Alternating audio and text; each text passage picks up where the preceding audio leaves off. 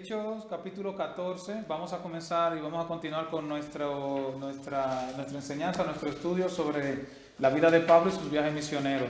Hoy el tema de hoy es cuando servimos al Señor y no vemos fruto en lo natural. Y creo que algo que Pablo aprendió a través del tiempo, porque en el momento, como lo veremos hoy, quizá dijo ir a Iconio, e ir a Listra fue simplemente ir y no ver ningún fruto. Pero hoy veremos de que con el tiempo Pablo da testimonio de que hubo fruto, porque a veces no vemos en el momento.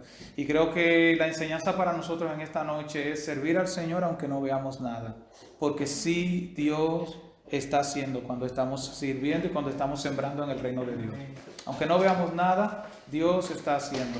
Y la palabra no retorna vacía, aunque no lo veamos. Amén. La palabra no retorna vacía. Amén. Pues vamos a ir a Hechos 14 y vamos a leerlo desde el 1 al 7. Yo voy a comenzar, como siempre. Hechos 14, ya lo tengo por aquí. Hechos 14 del 1 al 7. Vamos a leer. Dice, aconteció en Iconio que entraron juntos en la sinagoga de los judíos y hablaron de tal manera que creyó una gran multitud de judíos y asimismo de griegos. ¿Quién entraron juntos? Pablo y Bernabé. Amén. Andaban juntos. Dice, mas los judíos que no creían excitaron y corrompieron los ánimos de los gentiles contra los hermanos. Por tanto, se detuvieron allí mucho tiempo, hablando con denuedo, confiados en el Señor, el cual daba testimonio a la palabra de su gracia, concediendo que se hiciesen por las manos de ellos señales y prodigios. Y la gente de la ciudad estaba dividida. Unos estaban con los judíos, y otros con los apóstoles. Pero cuando los judíos y los gentiles, juntamente con sus gobernantes, se lanzaron a enfrentarlos y apedrearlos, habiendo sabido, huyeron a Listra y Derbe, ciudades de Licaonia, y toda la región circunvecina, y allí predicaban el evangelio. Lo primero que vemos de Iconio es que no se encuentra ninguna ubicación geográfica de este lugar, y probablemente esta ciudad perteneció a Frigia, pero posteriormente estaba incluida como parte del distrito de Licaonia. O sea, esta ciudad de Iconio, que en el mapa antiguo quizá usted no la iba a encontrar o ubicarla, pues estaba dentro de Licaonia, a donde ellos pasan luego. Sus habitantes se consideraban frigios. Estamos parados para que nos recordemos en el año 47-48 después de Jesucristo. ¿Amén? Más o menos para ese tiempo. Vamos a ir desglosando los versículos. Verso 1. Comienza nuevamente la travesía y no hay descanso para Pablo. Acuérdense que Pablo sale de Chipre, sale expulsado, se sacude el polvo de los pies y aún sabiendo y recibiendo el rechazo de donde se encontraba, continúa con su viaje misionero. Por eso en esta noche quiero que podamos ministrar esta parte de lo que es el servicio y el servicio cuando no vemos nada. Porque Pablo está saliendo de una situación adversa para comenzar. Y es el momento cuando usted dice, ¿vale la pena o no continuar? La gente no recibe el evangelio, aunque hay gente que lo recibe. Pero en el resumen, la última experiencia que tiene Pablo, con lo último que él se va de Chipre, es sacudiéndose el polvo de los pies porque lo han expulsado. Y aún así Pablo continúa sirviendo al Señor. O sea, Pablo no depende de la situación donde se encuentra. Pablo depende del llamado de Dios. Amén. Y eso es importante en nuestras vidas. Yo pongo, por ejemplo, aquí podemos ver dos circunstancias que he puesto. Aquí la primera es, el echarlo de las demás ciudades no apaga lo que Dios le ha dado. Y pongo aquí una frase en negrita que he escrito, digo, las circunstancias no hacen el llamado. El llamado impone las circunstancias. Si usted tiene un llamado de Dios, las circunstancias no son las que le dicen a usted si usted va a servir o no va a servir al Señor. Yo llego a un sitio con un llamado y yo impongo las circunstancias, yo muevo lo que está a mi alrededor con el poder del Señor. Si a nosotros nos sacaran ahora mismo de aquí, nos pusieran en otro lugar, ¿seguiríamos siendo creyentes? Amén. Entonces no son las circunstancias lo que nos hacen, lo que nos mueven al llamado. Somos nosotros. Y donde quiera que estemos, somos creyentes. Hay gente que dice, bueno, es que si me cambio, ahora no podré servir, si me tengo que ir. No, no. Si Dios, hay una palabra en tu corazón que arde, esa palabra va a arder donde quiera que tú estés. Y si te vas de vacaciones. Con un llamado de parte del Señor. Donde quiera que tú vayas. Es así. Hasta de vacaciones. Hasta en mi pueblo ha puesto una finca. Amén. Dice, no importa dónde estemos, dónde vayamos, si hay pasión, darás lo que arde en tu corazón. Es la primera situación en contra que recibe Pablo al echarles en el capítulo 13 de lo que vimos. Por ejemplo, no tienen que buscarlo, porque lo voy a decir en 1 Corintios 9:16, dice Pablo, sabiendo él el llamado, la pasión que había en él dentro, él decía, pues si anuncio el evangelio, no tengo por qué gloriarme, porque me es impuesta sanidad. Ay de mí si no anunciar el evangelio. Ay de mí, dice Pablo. Porque él entendía la pasión que había dentro de él. Si yo no anuncio el evangelio. Y este versículo yo lo corroboro con esa parte de donde dice el Señor de que somos siervos inútiles porque solamente hicimos lo que se nos mandó, no hicimos más. Y es lo que Pablo está diciendo. Él dice, pues si anuncio el evangelio, si lo anuncio, porque es lo que tenemos que hacer todo, él dice, no tengo de qué gloriarme. O sea, ¿alguien puede gloriarse de anunciar el evangelio? Pues es lo que nos ha mandado el Señor. No sé si me doy a entender. Tú no puedes presumir de algo que es un mandato, que es lo que deberíamos de hacer todo. Siervo inútil. Si solamente hiciste lo que se te mandó, nunca hicimos de más. Cuanto lo que el Señor nos mandó, no fuimos nosotros con esa pasión. Y entonces Pablo dice, porque me es impuesta necesidad. Hay una necesidad en mí. ¿Quién la pone? El Señor. Ahora él dice, ay de mí si no lo anuncio. Porque él sabía la pasión, lo que había dentro de él.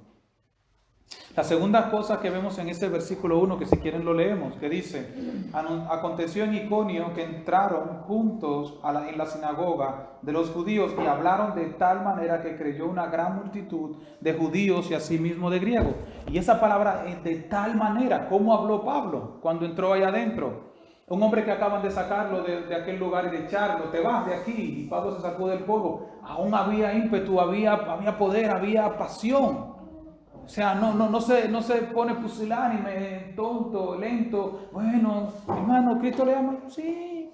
Usted, bueno. No, hermano, diga, yo soy un siervo de Dios. Sin miedo. Aunque lo hayan echado de allí. Dios está conmigo.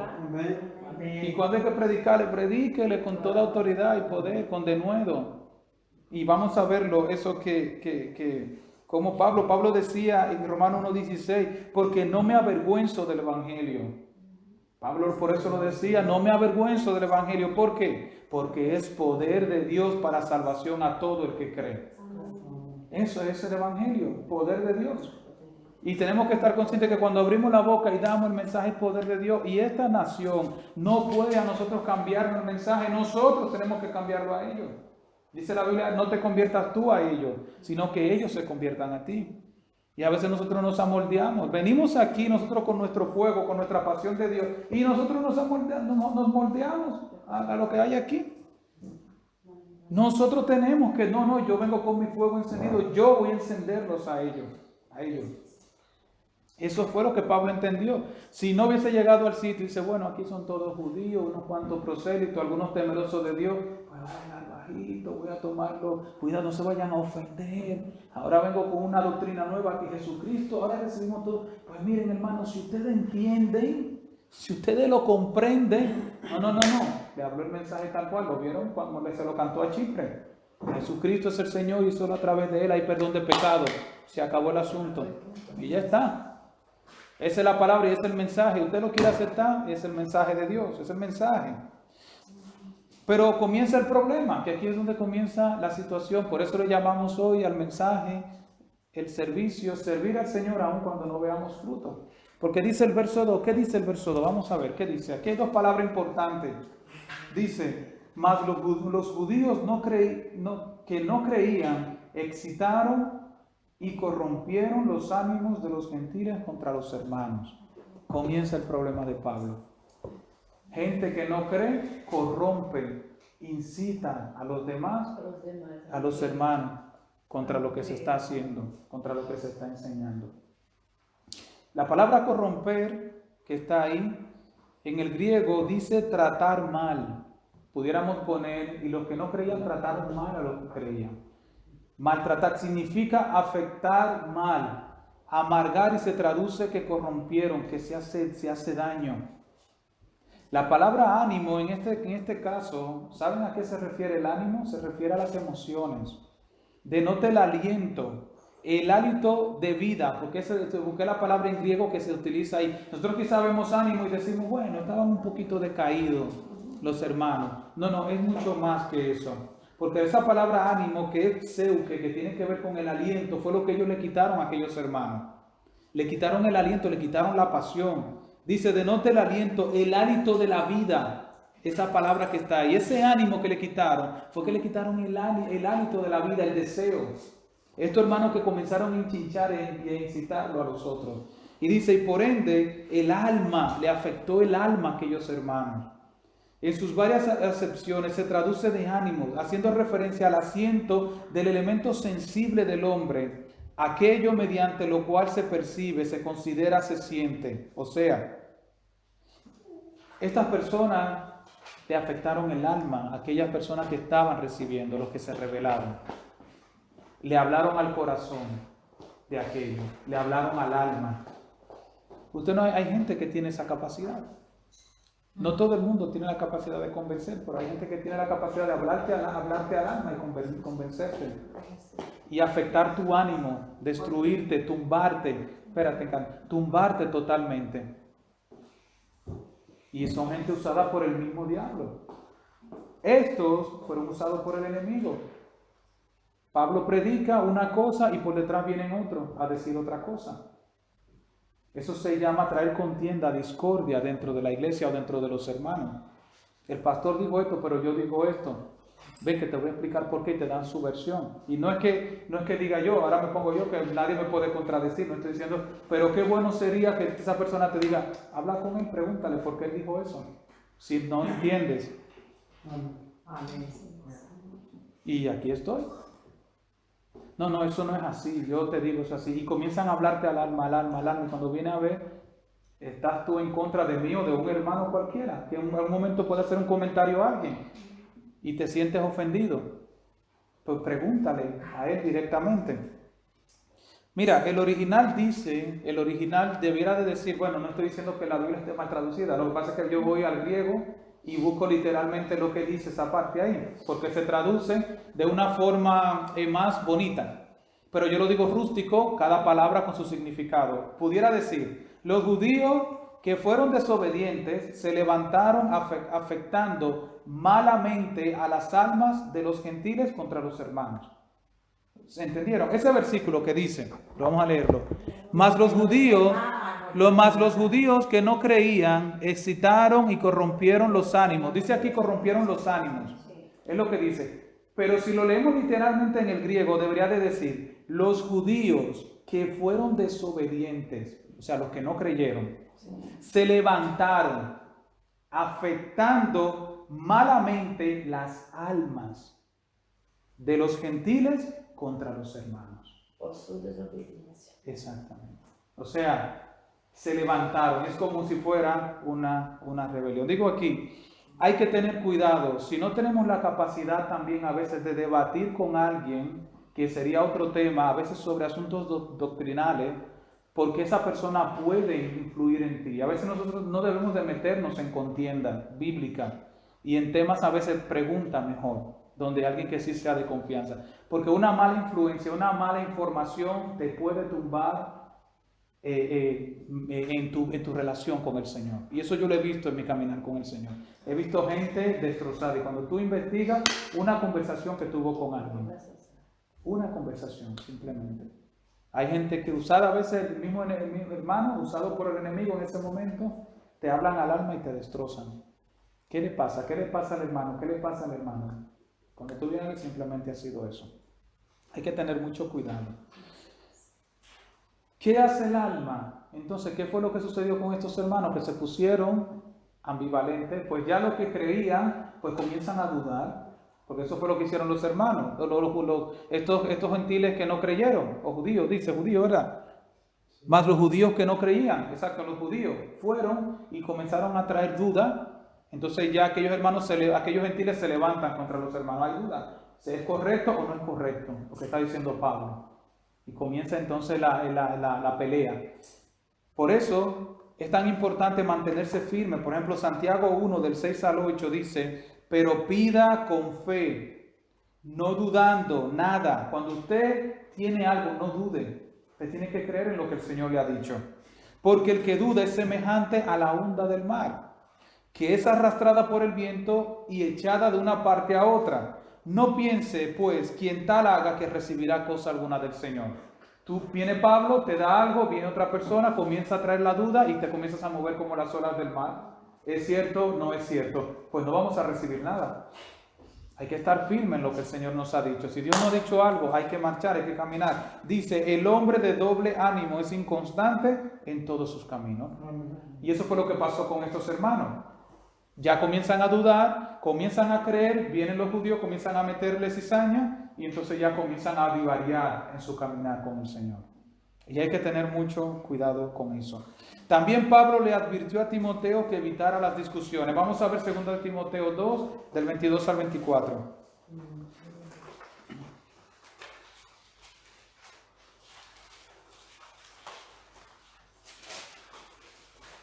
Segunda de Timoteo 2, del 22 al 24.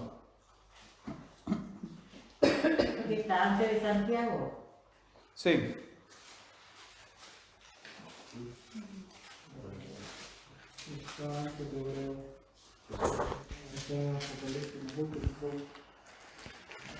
¿Lo tiene?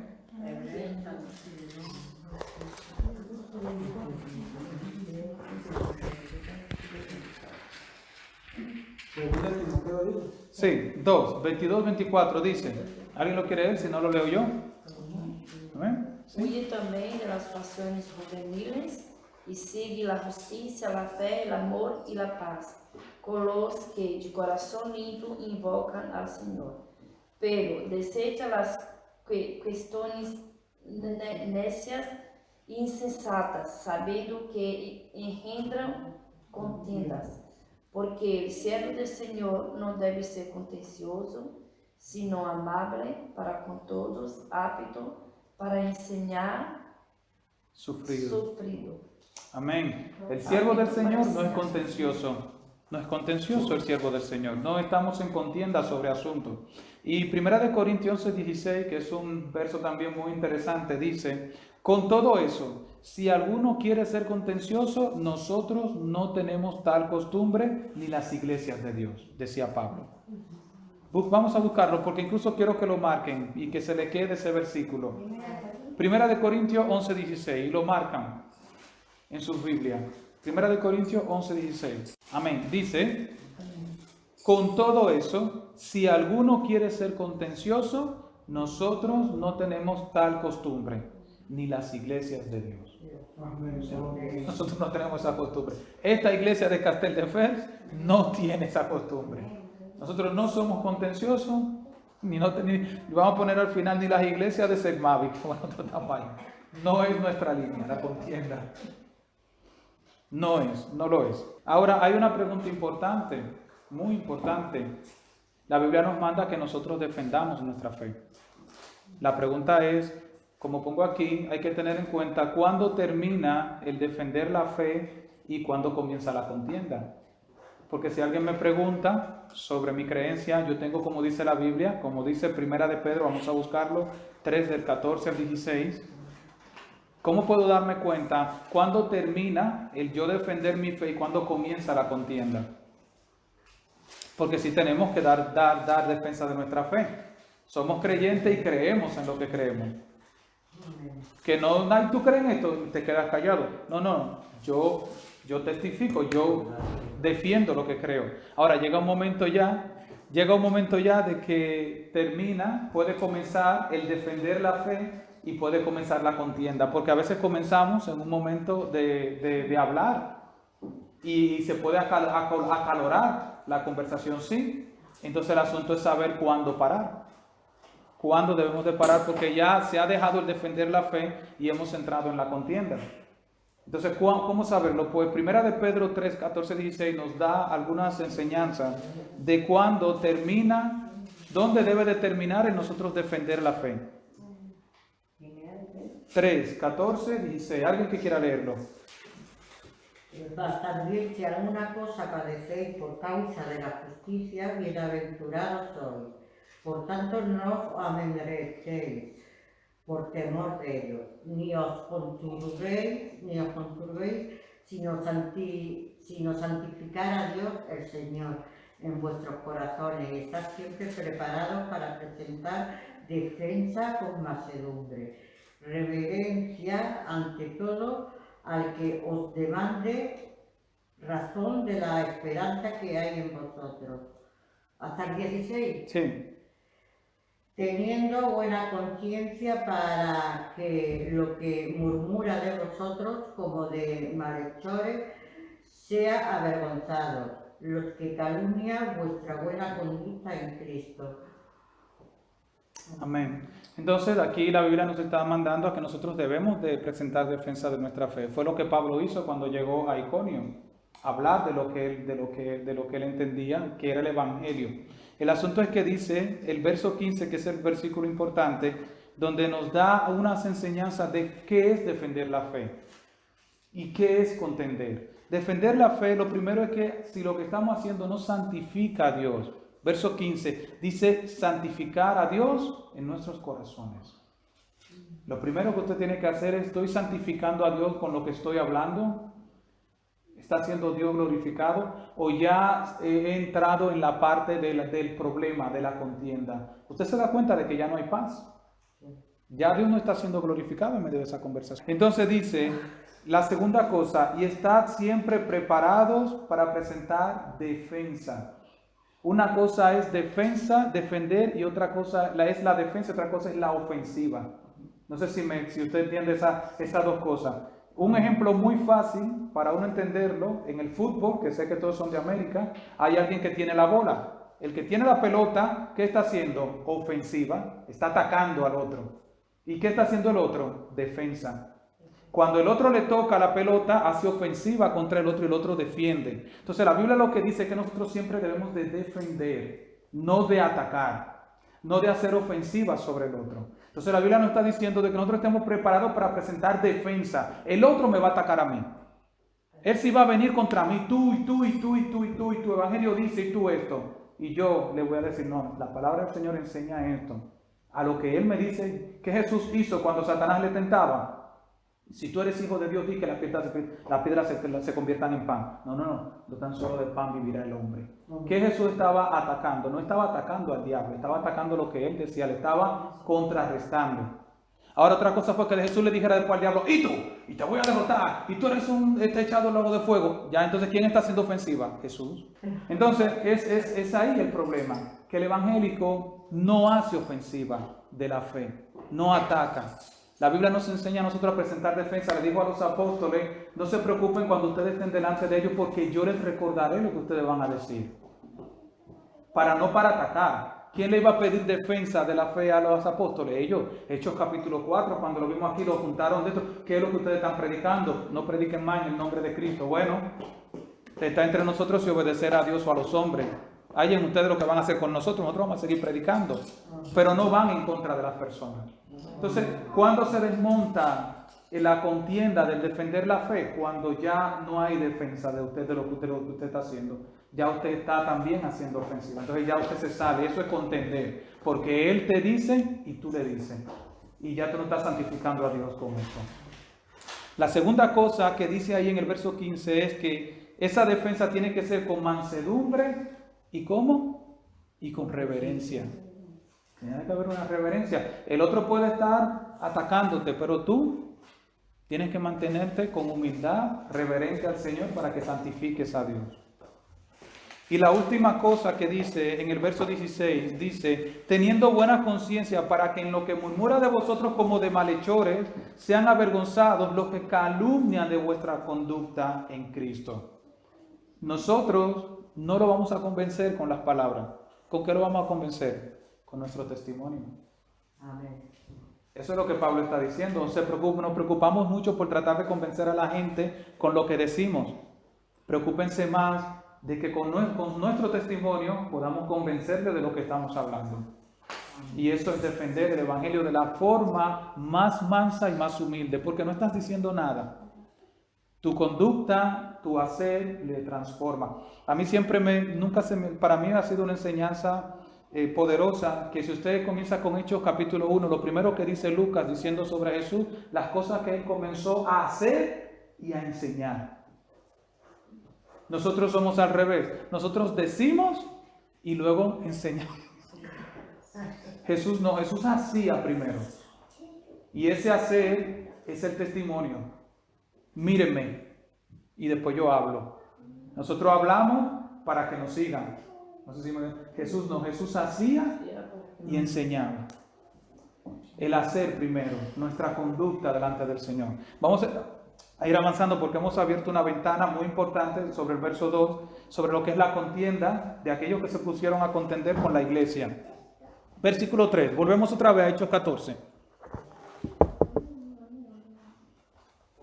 ¿Alguien que quiere leer el versículo 3? Hechos 14.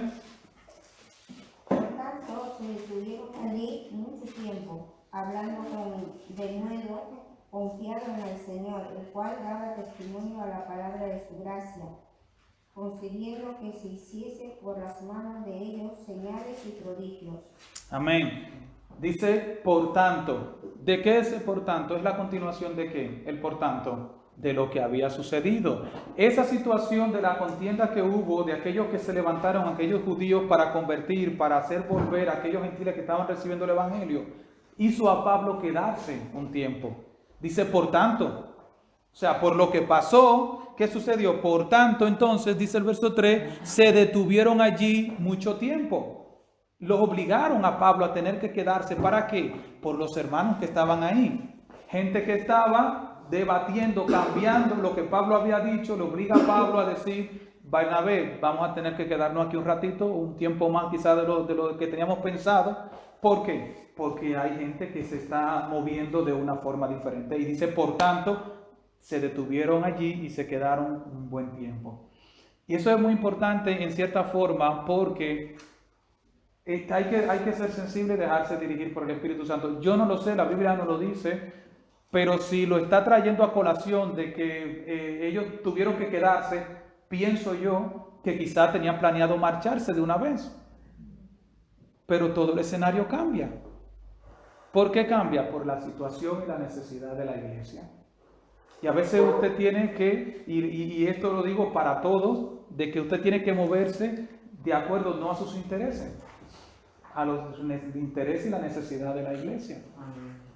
No buscando nuestro propio bienestar. ¿Cuál es la necesidad de la iglesia, del cuerpo de Cristo? Porque si somos un cuerpo, no anda un brazo con su propia intención, sino que se mueve de acuerdo a lo que el cuerpo necesita, y así cada miembro. Pero a veces nosotros realmente nos movemos como si estuviéramos aislados del cuerpo, como si pensamos de que nuestra actitud y decisiones dentro de la iglesia no van a afectar a todo el cuerpo de Cristo, van a afectar. Usted es parte del cuerpo de Cristo. Si usted es iglesia y usted es hermano, piense cada decisión que toma porque va a afectar el cuerpo de Cristo, sea lo que sea que usted haga. Y eso es importante de que nosotros lo tengamos presente. Buscamos nosotros bueno, yo lo voy a hacer porque es lo que a mí me conviene. ¿Le conviene eso a la iglesia? Hay que pensar en todo. Claro, piensa primero en tu prójimo y en ti mismo. Eso llama a tu prójimo como a ti mismo. Piensa en la iglesia. Entonces, Pablo y Bernabé toman la decisión de quedarse. Ahora, ¿por qué se quedan Pablo y Bernabé? Es muy importante esto también. Es muy importante y era lo que el Señor me ministraba. Y eso lo digo a todos ustedes porque muchos de ustedes o son o mañana serán, incluso estarán en algún ministerio. Y es muy importante lo que voy a decir, lo que el Señor me ministró. Me dijo, mira, nunca tomes una decisión por el mal que está sucediendo.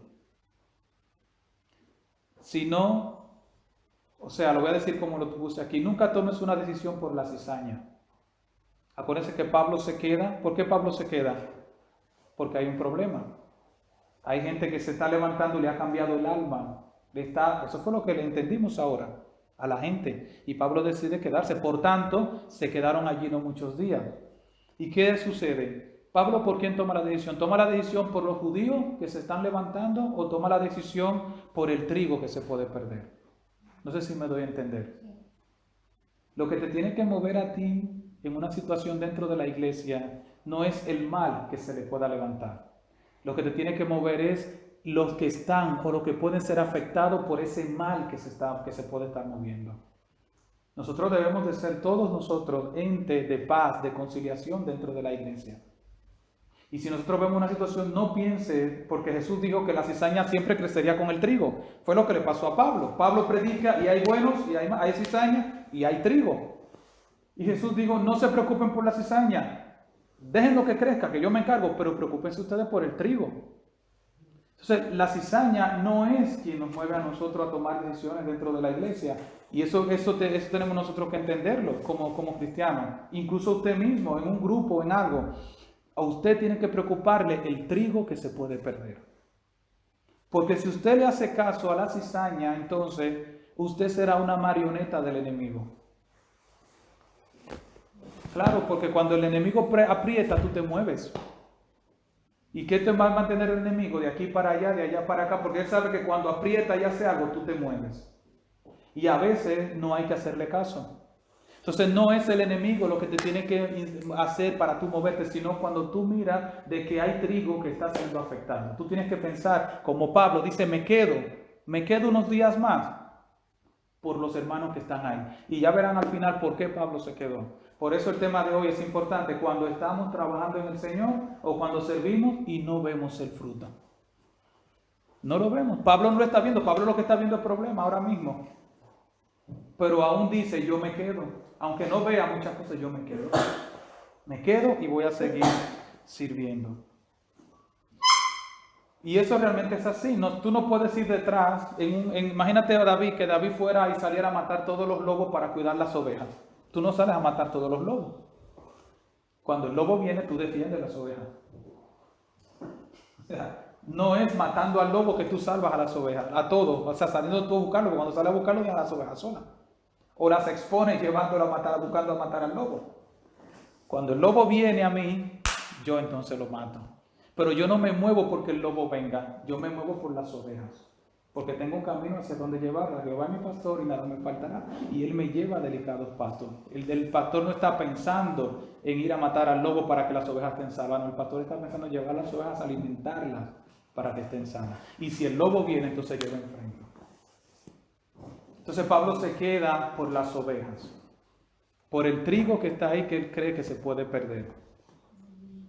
Entonces, ese hablando es un hablando con denuedo y confiados en el Señor, el cual daba testimonio a la palabra de su gracia, pues hacían señales y prodigios. ¿Qué hacía el Señor? Que respaldaba. Acuérdense lo que hablamos, presentar defensa y con el testimonio, lo leímos ahora en 1 de Pedro, nuestro testimonio con mansedumbre, entonces le da testimonio. ¿Qué hacía el Señor entonces cuando eso pasaba? Verso 3. Confiados en el Señor, verso, por tanto se detuvieron allí mucho tiempo, hablando con denuedo, confiados en el Señor, el cual daba testimonio a la palabra de ¿qué? De su gracia. ¿Qué daba? Testimonio de que estaba con ellos. Cuando usted está ahí siendo usado por el Señor, el Señor le va a respaldar. Estamos orando. ¿Estamos orando? Amén. Amén. Amén. ¿No estamos orando? Estamos orando. Venimos los martes. Por una iglesia de poder, pues debemos confiar de que Dios se moverá, Dios se va a mover. Dios se va a mover y nos mostrará todas las cosas y las sacará a la luz. Versos 4 al 6. En Hechos 14, seguimos en Hechos 14, no nos hemos movido. Y la gente de la ciudad estaba dividida. Unos estaban con los judíos y otros con los apóstoles. Pero cuando los judíos y los gentiles juntamente con sus gobernantes se lanzaron a enfrentarlos y a apedrearlos, habiéndolo sabido, huyeron a Listra y Deba, ciudades de Licaonia, y a toda la región Y bueno, y el 7 sí. circunvencina, y me faltó el 7. Y allí predicaban el evangelio. ¿Qué sucede? Que estaban como, miren cómo va el problema. No sé si lo van viendo, pero hay una continuación de algo que va creciendo dentro de una situación donde se levantan unos primero en el verso 2 para desanimar, y dice ya el verso 4 de que ya están divididos. Ya aquel efecto de aquello que se metió ya está dando su resultado. Y es tan fuerte el resultado que ya lo vemos y la gente de la ciudad estaba dividida, uno estaban con los judíos y los otros con los apóstoles. Pero cuando los judíos y los gentiles, juntamente con sus gobernantes, se lanzaron a enfrentarlos y a apedrearlos, o sea, el asunto va aumentando. Al principio simplemente son un grupo de gente que alguien lo incita, pero ahora ya se están juntando, están divididos y ahora se juntan. Los que están de acuerdo se juntan, ¿para qué? Para venir encima de los apóstoles. Los sacan de la ciudad nuevamente, se van a la ciudad circunvencina, y luego allí en Licaonia predican el evangelio. Esto es muy importante. Estaban divididos. Esto es aritmética que yo creo que el Señor hace. Usted, si no está de acuerdo conmigo, no pasa nada. Pero yo creo, el Señor suma y multiplica. El diablo resta y divide. Para mí es la aritmética de Dios y la aritmética del enemigo. Dios no divide, Dios multiplica. Dios suma. El enemigo resta y divide a la gente. Para mí esa es la aritmética del cielo, la del Señor. Entonces aquí está la división, que era lo que unos querían y lo logran hacer. Había intención de apedrearles, luego ya se ponen a una, los gentiles, judíos y gobernantes, pero ellos escapan. Y muy importante, ni los confrontan, pongo aquí, para que se acuerden de la parte de lo que es la contienda y el defender la fe. Pablo no confronta. El donde no te quieran, sacude el polvo. Si tú estás tranquila, sacúdete el polvo. Y seguimos para adelante. Vamos para adelante. Verso 8 al 10. Vamos a leerlo. Verso 8 al 10. ¿Alguien que quiera hacerlo?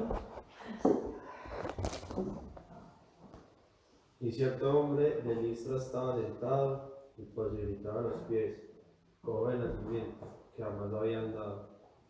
Este oyó hablar a Pablo, el cual, fijando en él sus ojos, y viendo que tenía fe para ser sanado, dijo a gran voz: levántate derecho sobre tus pies, y él saltó y andó. Amén, hasta el 10.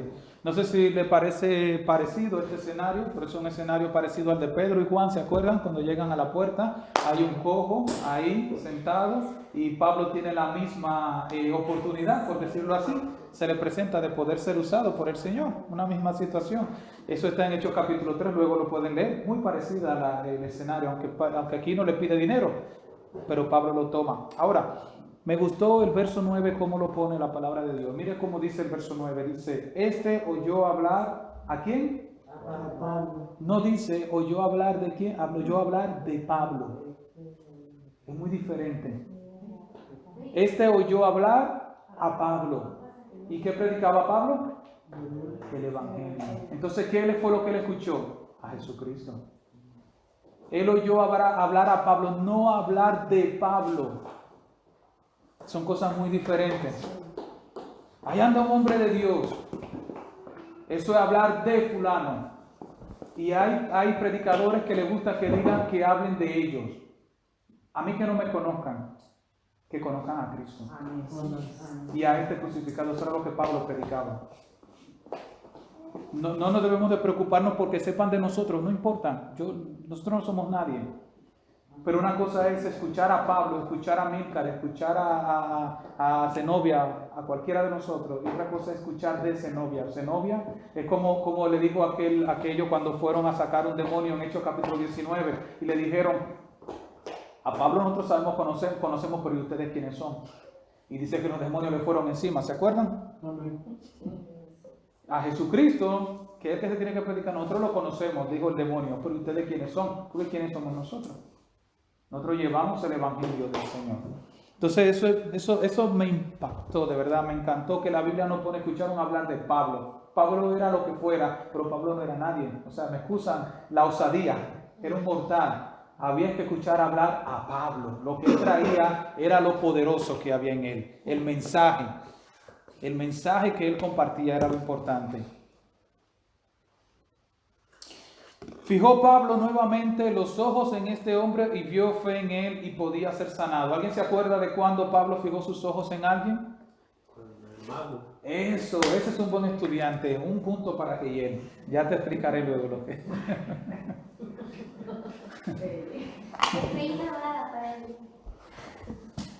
Amén. El mago Elimas. ¿Se acuerdan? Cuando Pablo se encuentra que le está predicando al procónsul y viene el mago Elimas y está ahí tratando de distraerlo. Y dice que Pablo lo miró y le miró los ojos, pero Pablo tenía algo como que miraba a la gente para saber, para conocer. Porque aquí, ¿qué fue lo que encontró en este hombre en el versículo 10? Vamos a leerlo. Cuando lo miró, dice... En el verso 9, sí. Este oyó hablar a Pablo, el cual tenía fijado en él sus ojos y viendo que tenía fe para ser sanado. Vio en sus ojos fe. ¿Qué ve en el otro? Maldad.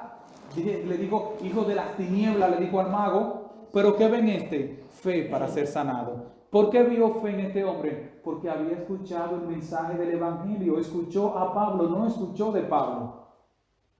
Y eso es lo que hace en este hombre, que cuando Pablo lo mira se da cuenta de que tiene fe para ser sanado. El evangelio es lo que le da fe. La fe viene por el oír y el oír la palabra de Dios.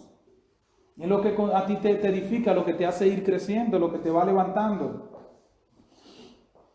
Pero es muy importante esto, y quiero abrir rápidamente y lo cierro, el tema de que decimos de que tiene que haber siempre fe en el sanado, en el que se va a sanar para que el milagro suceda. No necesariamente. Es que tú no tienes fe, por eso el Señor no te ha sanado. No necesariamente. Dios hace un milagro con quien sea. Amén. Él lo puede hacer. De que la fe te va a ayudar a ser sanado, mucho mejor si tienes fe. Mucho mejor si tienes fe. Pero si Dios quiere sanarte, aunque tú no tengas fe, Dios te puede sanar. Como mi marido que no tiene fe. La fe la tienes tú, pero él no tiene nada. Yo te transmito. Tú tienes la fe de que Dios lo va a hacer y tú estás orando. Si fuera así, entonces, si fuera así, Jesús no hubiese sanado al hijo de la viuda de Naín. Yo lo voy a leer, no tienen que buscarlo para que no se salgan de Hechos. Eso está en Lucas 17, Lucas 7 dice, aconteció después que él iba a la ciudad que se llamaba Naín. Digo, si quieren, yo lo voy a leer para que no se distraigan de Hechos, porque volveremos otra vez. E iban con él muchos de sus discípulos y una gran multitud. Cuando llegó cerca de la puerta de la ciudad, he aquí que llevaban a enterrar a un difunto, hijo único de su madre, la cual era viuda. Y había con ella mucha gente de la ciudad. Y cuando el Señor la vio, se compadeció de ella y le dijo, no llores. Y acercándose tocó el féretro y los que lo llevaban se detuvieron.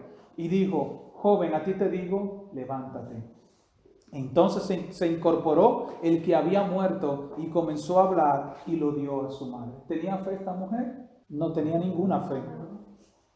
Porque simplemente lo que él hizo fue que se compadeció de ella. Eso es lo que dice la Biblia. Él se compadeció, la vio llorando. Jesús, me imagino. Santo Dios, pues ir a mirar. Claro, Jesús en la puerta de la ciudad, como dice, pasa todo el mundo por ahí. Ve a una mujer, la ve llorando.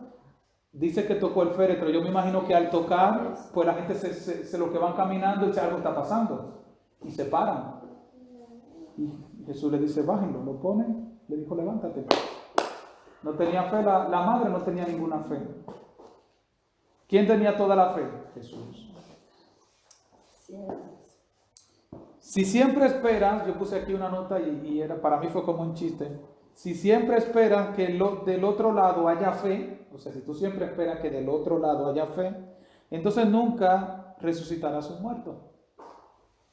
No sé si se entendió. Sí. Si tú esperas que siempre del otro lado haya fe para que el milagro suceda, pues nunca vamos a resucitar un muerto. Tú no tienes ninguna fe. El muerto. ¿Tienes un poco de fe para resucitarte? Y eso lo hizo Pablo cuando resucitó a Eutico.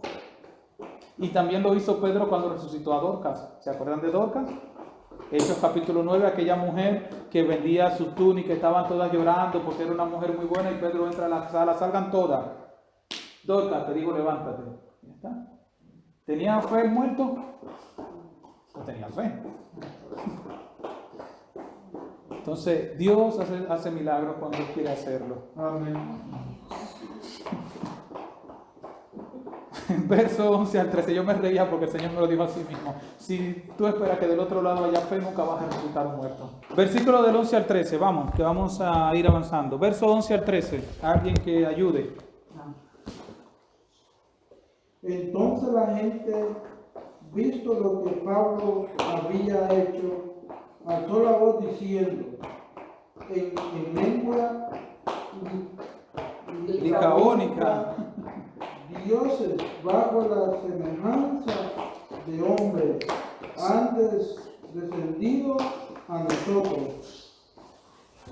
Al 12. sí, Y a Bernabé hasta el 13. llamaron Júpiter y a Pablo Mercurio, porque este era el que llevaba la palabra. El 13. Y el sacerdote de Júpiter, cuyo templo estaba frente a la ciudad, trajo toros y Guirnaldas. guirnaldas delante de la puerta y justamente con la muchedumbre quería ofrecer sacrificios. Amén. Aquí pongo un pequeño encabezado y digo, cuando el milagro no produce el efecto deseado. No nos salimos de nuestro tema, pero esto fue lo que sucedió aquí. El milagro no produjo el efecto deseado. Pablo hace un milagro y ¿qué comienza la gente? A tratar de idolatrarlo. Se cambia el escenario. ¿Cuál era el efecto de lo que Dios había hecho? Pues quizá probablemente lo que sucedió en Hechos capítulo 3, de que este cojo se convierte, es sanado y se convierte en un testimonio para que la gente crea. Juan capítulo 9, cuando la gente lo ve y lo del Sanedrín, se dan cuenta de que le preguntan, ¿y este no era el que tenía 40 años ciego? ¿Quién te sanó? Dice, yo no sé quién me sanó, lo único que yo sé es que antes yo no veía y ahora veo. Testimonio. Sin embargo, aquí un milagro se convierte en un problema. Porque convierten a Pablo y a Bernabé en dioses y quieren ofrecerle sacrificio. Viendo esto y estudiando lo que eran estos dos dioses, ¿cuáles eran estos dos dioses? Eran Júpiter y Mercurio. Eran de la mitología romana, también aparecen en la mitología griega, pero con otro nombre, era lo mismo. Entonces, viendo ahora esto, nosotros podemos, a través de la palabra, meternos en ese lugar ahora mismo y hacernos una imaginación de cómo eran Pablo y Bernabé. Usted se ha preguntado si Pablo era grande, chiquito, si era gordo, rechonchito, si Bernabé era alto. Eso no habla. No, pero por este texto podemos entender por qué es como ellos lo ven. ¿Cómo lo ven? ¿Por qué? Porque Júpiter era el dios supremo y era alto y fornido. Y sin embargo, Mercurio era pequeño y era el mensajero de los dioses. Por eso dice ahí, búsquenlo, léanlo, para que lo lean, Hechos 14, de que a Pablo le dijeron Mercurio porque era el que llevaba la palabra, era el mensajero. El 12, el 14-12, ¿qué lo dice? Léelo, Marina. Y a Barnabé llamaron Júpiter y a Pablo Mercurio, porque este era el que llevaba la palabra.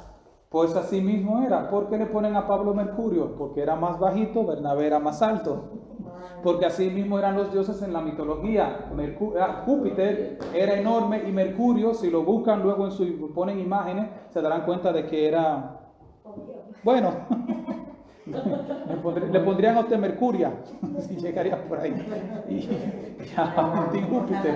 Pero según no es el dios de los dioses, no es el padre de los dioses. Así le pusieron. Entonces, Pero Mercurio era el mensajero de los dioses. Quizás ellos lo vieron también así porque él era el que hablaba y Bernabé se simplemente decía era el que callado y Sí, también. Pero de por sí sabemos de que Pablo no era muy alto, entonces lo podemos asemejar así. Pero también es así. Pablo siempre era el que llevaba el mensaje, llevaba la palabra, y como él era el que lo llevaba, pues por eso le pusieron Mercurio, el del mensaje, que era el mensajero. ¿Sí? Muy bien. Entonces pongo aquí, esto nos da cierta pista de la contextura física de ambos. En la mitología ya lo dije. El problema es de que traen toros y guirnaldas. ¿Qué son guirnaldas? ¿Alguien sabe? Si no, lo digo rápidamente. ¿Sí?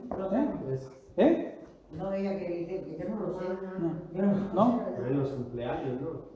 Muy bien, va cerca. Las guirnaldas se ponen en Navidad, incluso son estas ramas o tendederas que se utilizan. Pero en aquel entonces eran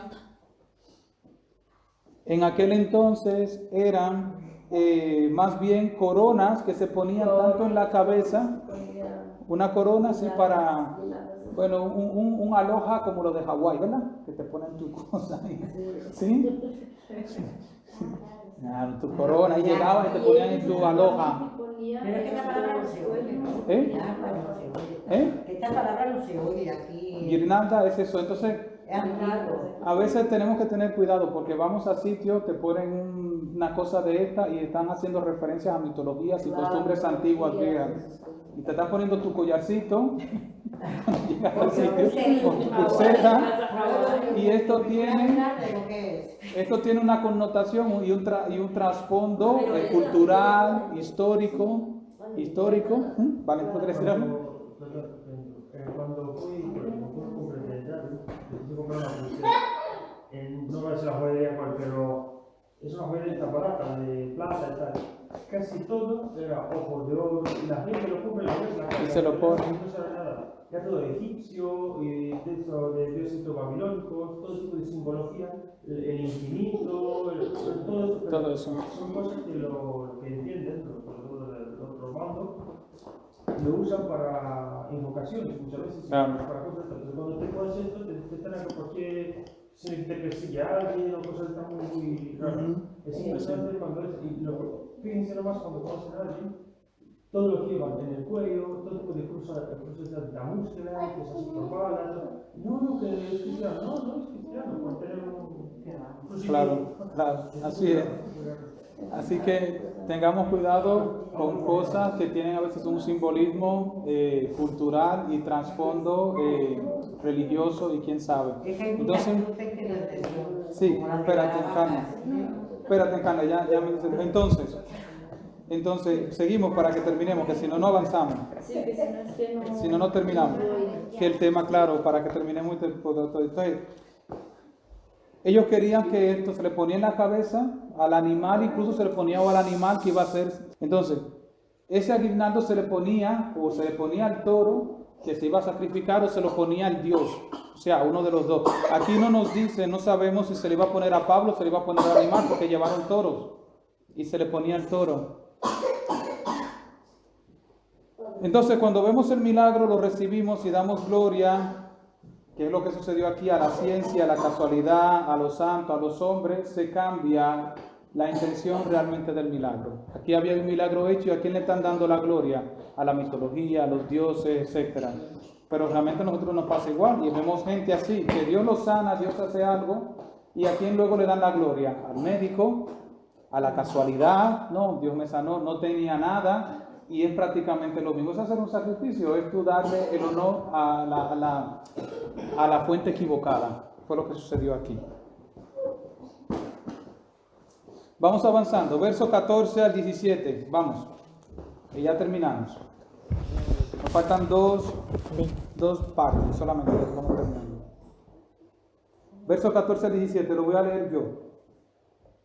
Cuando lo oyeron los apóstoles, Bernabé y Pablo rasgaron sus ropas y se lanzaron entre la multitud dando voces, diciendo: varones, ¿por qué hacéis esto? Nosotros también somos hombres semejantes a vosotros, que os anunciamos que de estas vanidades os convirtáis al Dios vivo, que hizo el cielo y la tierra, el mar y todo lo que en ellos hay. Verso 16. En las edades pasadas, Él ha dejado a todas las gentes andar en sus propios caminos, si bien no se dejó a sí mismo sin testimonio, haciendo bien, dándonos lluvias del cielo y tiempos fructíferos, llenando de sustento y de alegría nuestros corazones. Pablo no quiere, y los primeros versículos del 14 al 16 son muy obvios, de que no quiere que se le hagan sacrificios porque él es humano. Y él sabe quién lo ha hecho el milagro, no lo ha hecho él, lo ha hecho Jesús. Pero el verso 16 me llamó la atención por dos cosas y el 17. Vamos a ver, leer el verso 16. Lo primero que dice el verso 16 es que en las edades pasadas él ha dejado a toda la gente andar en su propio camino. En el pasado Dios dejó a la gente andar en su propio camino. Libre albedrío, la gente tomaba una decisión igual que ahora, pero él los dejó. Pero dice el verso 16, para que no alegaran inocencia, dice el verso 17, que él nos lo dejó sin dar testimonio de sí mismo. O sea, me explico, en todas las etapas de la tierra, de la existencia de la humanidad. ¿Se acuerdan que la semana pasada vimos, hace 2 semanas cuando hablamos del diezmo, vimos la parte de las 7, ¿se acuerdan? Las 7 dispensaciones, ¿se acuerdan? Tienen que aprender Biblia. Dan los mensajes, se lo pongo en la pizarra y así no se acuerdan. A ver si le queda la imagen. En cada dispensación Dios dejó al hombre andar en su camino, pero él dio testimonio de sí mismo para que el hombre no tuviera ignorancia de no conocerle, porque Dios no impone nada, pero él da testimonio de que yo existo, de que he hecho algo. ¿Qué sucede? Viene el acontecimiento, va pasando el tiempo y la gente comienza a irlo dejando. Jesucristo viene y muere en la cruz y la gente, el acontecimiento sucede, Dios da testimonio de él a través de Jesucristo, por ejemplo. ¿Y qué pasa con el tiempo? Que la gente como quiera va dejándose en el tiempo. Y aquí lo tengo, en el tiempo, primera dispensación, la inocencia. ¿Cuál es el testimonio de Dios? Él crea todas las cosas. Ese es su primer testimonio delante de la gente, para que crean en Él. Dice que toda la gloria, los cielos y los firmamentos anuncian la gloria de Dios. Una forma de que Dios existe es la creación. Y es lo primero que Dios hace para que el hombre le crea, la creación. En el tiempo de la conciencia, la segunda dispensación, el hombre es confrontado por Dios y es echado fuera del Edén. Dios da testimonio de que Él es justo y de que si no le obedecemos hay consecuencias. Lo echa del Edén para que el hombre crea. Antes vivías en el paraíso, ahora ya no vives. ¿Qué hace el hombre como quiera? Se aparta de Dios. Tercera dispensación, el gobierno humano. ¿Qué sucede en el gobierno humano? El diluvio. Y Dios da testimonio nuevamente de que Él es real y que existe.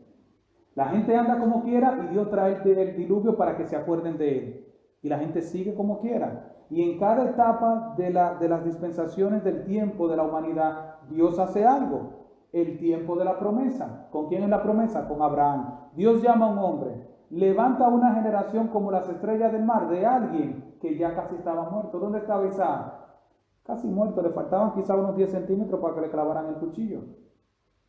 Y levanta una generación a través de Abraham que va hasta hoy. Y Dios da testimonio, yo existo, yo estoy. Sostiene una generación por los siglos y viene el pueblo de Israel. Quinta dispensación, la ley. ¿Qué hace Dios? Saca al pueblo de Egipto con señales y prodigios y maravillas que hoy en día la ciencia tiene que aceptar de que eso sucedió en Egipto.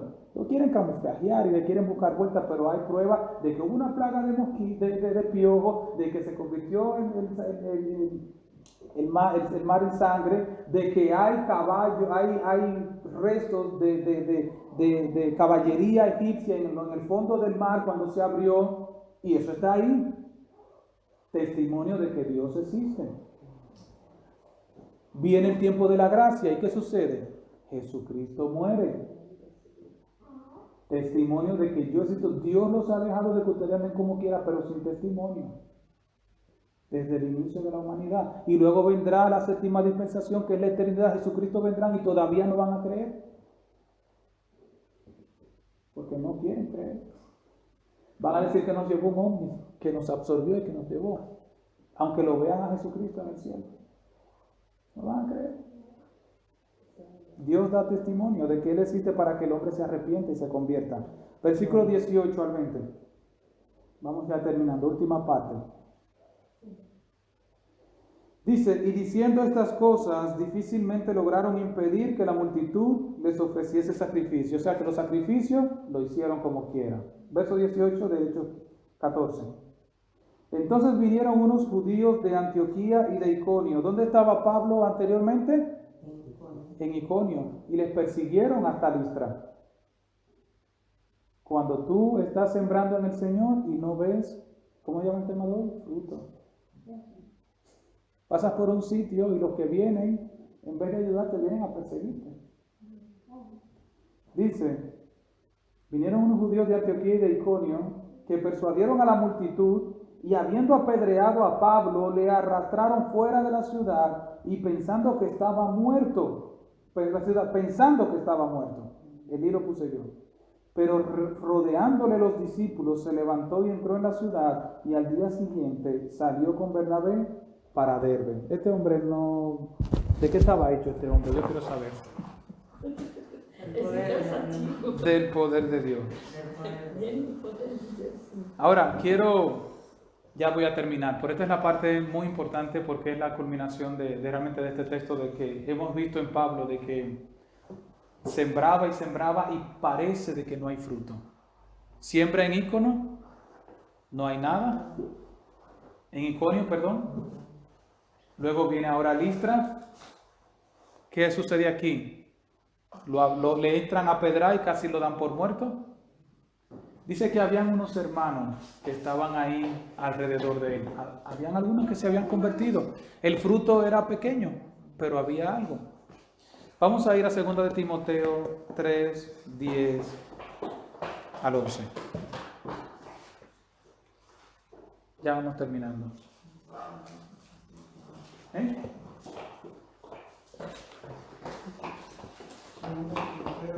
3, 10, 11.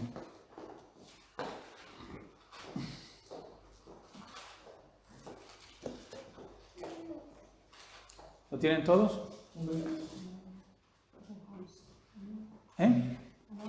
Dice, pero tú has seguido mi doctrina, conducta, propósito, fe, longanimidad, amor, paciencia. 2 de Timoteo 3, 10, 11. Pero tú has seguido mi doctrina, conducta, propósito, fe, longanimidad, amor, paciencia, persecuciones, padecimientos, como los que me sobrevinieron, ¿dónde? En Antioquía, en Iconio, ¿y dónde? Y Listra. ¿Qué fue lo que le hemos estudiado ahora mismo? Iconio y Listra. ¿A quién le está hablando? ¿A quién le está hablando? A la última hemos leído Listra, ¿no? Sí, pero le está hablando a Timoteo. A Timoteo le está hablando, le está diciendo dónde había, lo que él había sucedido y lo que le había pasado. Persecuciones que he sufrido y de todas me ha librado el Señor. Ahora, ¿por qué Pablo le dice esto a Timoteo? ¿Por qué se lo dice?